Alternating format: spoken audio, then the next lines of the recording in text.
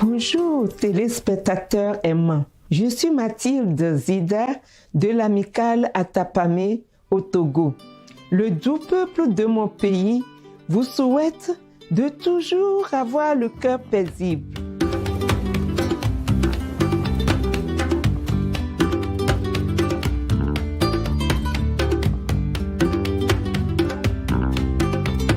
Dans le programme d'aujourd'hui, nous continuons notre interview avec M. Marc Gobert, l'auteur de La fin de la réflexion à l'envers et l'animateur du nouveau podcast Où est mon esprit? Dans son livre, M. Gobert présente la preuve scientifique et diverses anecdotes suggérant que la conscience existe au-delà du corps et du cerveau.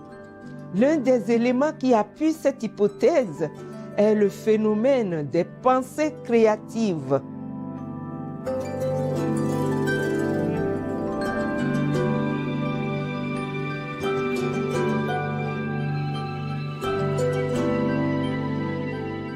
Creativity is not well understood by neuroscience. How does an idea just emerge? Because usually if I can logically think my way to an idea, that's different than a creative insight just popping in. Where does that come from? So we have to even think about the origin of thought. Is the thought coming from the individual? So an analogy I like to use is the sun and clouds. So the sun being consciousness and clouds being our mental state or our brain, things that are blocking the rays of consciousness to come in. And when we do things like meditate, or a near-death experience is maybe the best example, where all the clouds go away, there are ways of removing clouds so that more rays of consciousness come in. But I think methods like meditation, sensory deprivation, yoga, these are ways to remove some of the clouds, and then maybe we get a spark of creativity, and we don't know where it came from. But it's kind of that ray of consciousness getting in. So that is matching with this idea that the brain is kind of a filter. And when we can do things to reduce brain activity in certain ways, we can allow in creativity and thoughts where we don't necessarily know where it came from or we can't reason how we got it.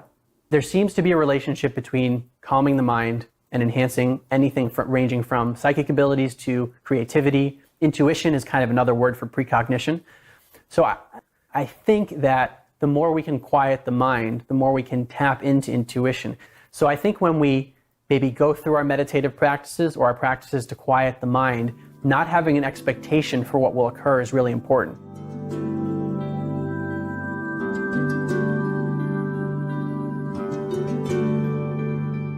À travers ses recherches, M. Gobert a découvert que les animaux ont aussi divers types de capacités psychiques. Par exemple, les chiens semblent avoir la capacité de communiquer par télépathie. The animals even seem to have some of these psychic abilities. So some of the best studies are from Dr. Rupert Sheldrake in the UK, who tests dogs who seem to know when their owners are coming home. And he tests some of the most extreme examples of this.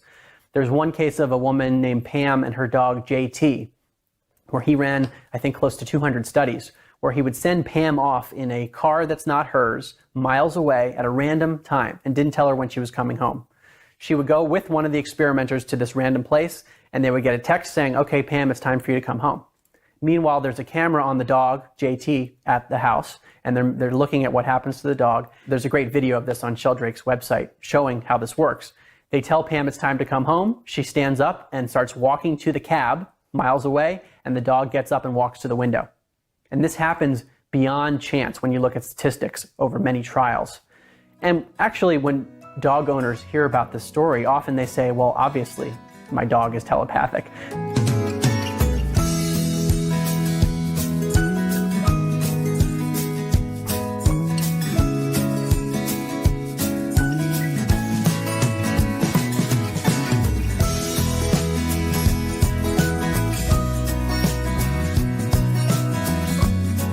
Nous prenons quelques instants pour remercier le divin pour tous les fantastiques animaux qui rendent nos vies plus intéressantes et plus joyeuses. Nous reviendrons juste après ce message. Restez avec nous sur Supreme Master Television. Welcome back to the concluding episode of the curious relationship between the brain and consciousness. Ms. Matilda Zita will now continue presenting our discussion with Mr. Mark Gober. Monsieur Gobert explique qu'un autre domaine de recherche suggérant que la conscience existe au-delà du corps et du cerveau est l'étude des vies passées. Une telle étude est actuellement en cours à l'Université de Virginie. So for the last 50 years at the University of Virginia, the Division of Perceptual Studies, they've been looking at over 2,500 cases of young children who remember a previous life. And these children are usually between the ages of 2 and 5 years old. They're speaking about such specific details that in the best cases, the researchers are able to find the person that the child was referring to in the previous life. And I think the most compelling cases are the ones where the child has a physical birthmark or deformity that aligns with how he or she died in the previous life. That, to me, is suggestive that there's some kind of a continuation, that it's like whirlpool, water from one whirlpool forms another whirlpool after this one dissolves. And it's like there's an information transference from one to the next that is not just mental, but it's also physical.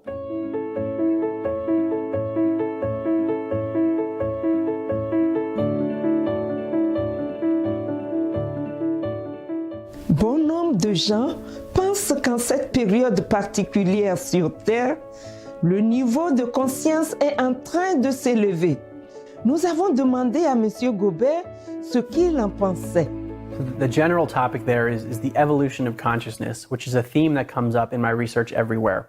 This is one that is more difficult to test in a lab, but I'm very interested in it because I've seen it reported, or at least talked about, in so many independent areas. People seem to be talking about the notion that on the planet we are trying to evolve to a higher level, and not just the planet. That's kind of, it seems to be a quality of consciousness. A quality of the stream is that it is seeking to evolve itself.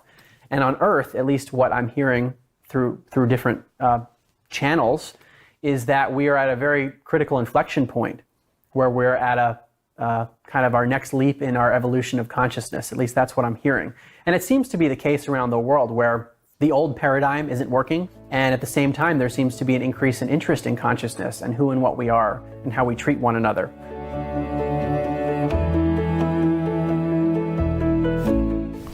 Merci, Monsieur Mark Gobert, pour cette recherche perspicace. Soyez bénis pour vos efforts visant à étendre nos concepts sur la conscience des humains et des animaux.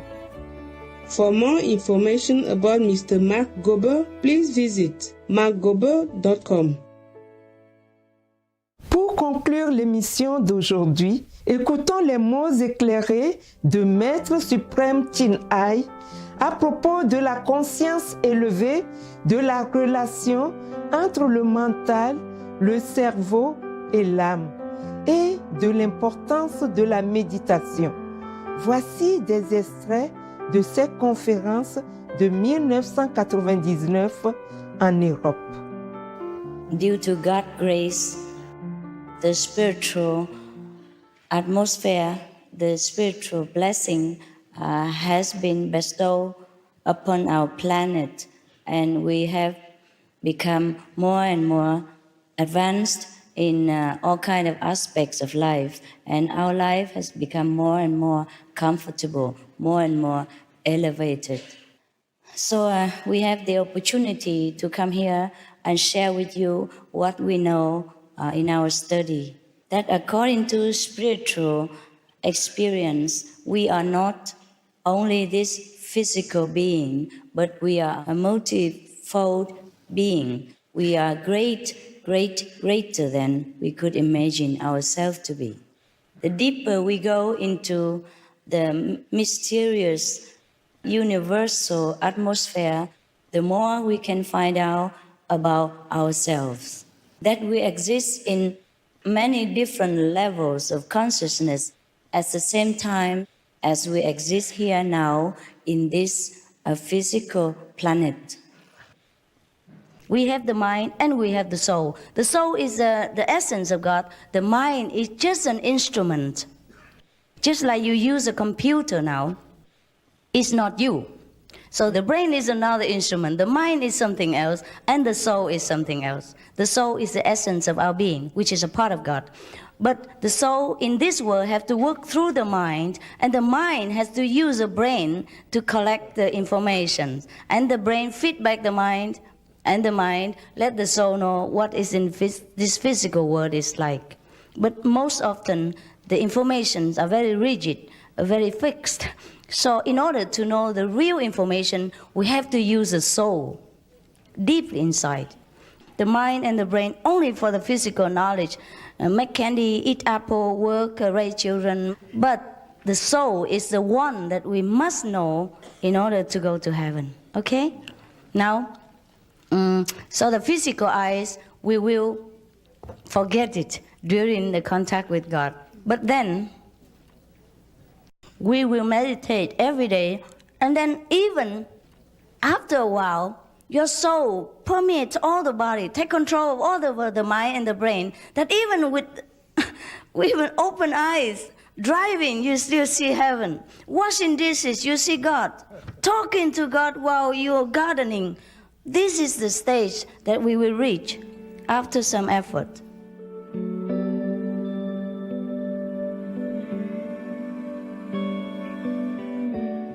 Téléspectateurs bien-aimés, merci pour votre compagnie aujourd'hui.